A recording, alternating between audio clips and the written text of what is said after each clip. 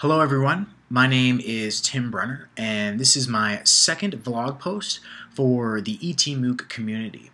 This is a little bit late, so I apologize about that, but let me just jump right to it. The first topic that I wanted to discuss, or really wanted to cover here in this video, was the open movement.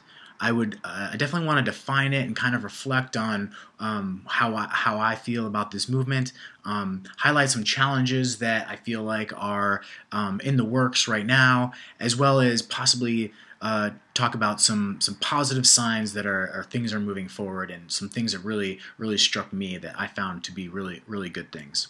So first of all, the open in the open movement. What exactly does that mean? We have the blinking sign here, kind of like, it's been going on. It's just like there is a movement happening, and come on in. You're welcome to join the group.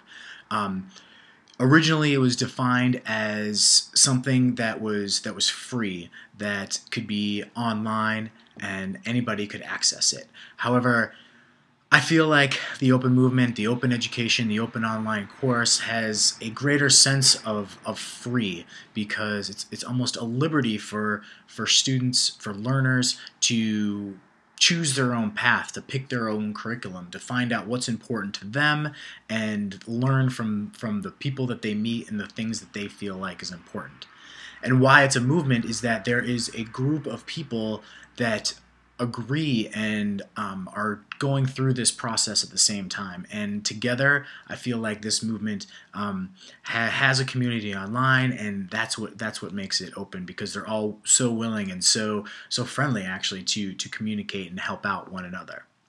However, there are a handful of challenges that exist with any movement, and I thought the Rock'em Sock'em Robot example was a pretty good analogy to the battle that's happening between an open movement and a traditional institutional example of a closed movement, the exact opposite. So I feel like the confusion that's in play here is that there are two O's in a MOOC definition, and one is open and the other one is online. And oftentimes we go too much to the open side, the technology side, and sometimes they get crossed over.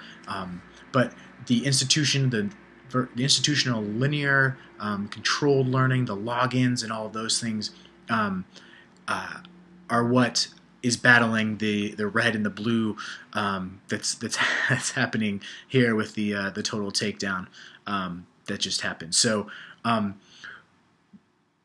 we can move forward. I think the online piece has drastically changed what education is, and this movement is helping to make better sense of what's going to happen as we move forward. Finally, I want to talk about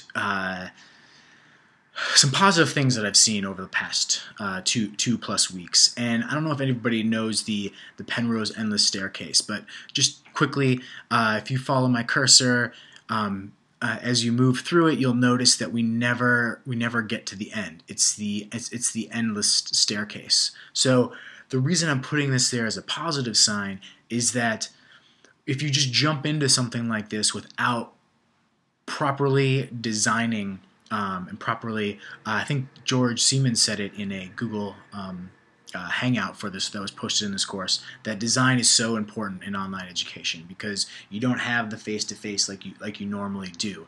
So instead of having an endless staircase, if you really plan and you really do a good design, and this really struck with me because I am in the end of my pursuits of getting an instructional design degree at the University of Massachusetts.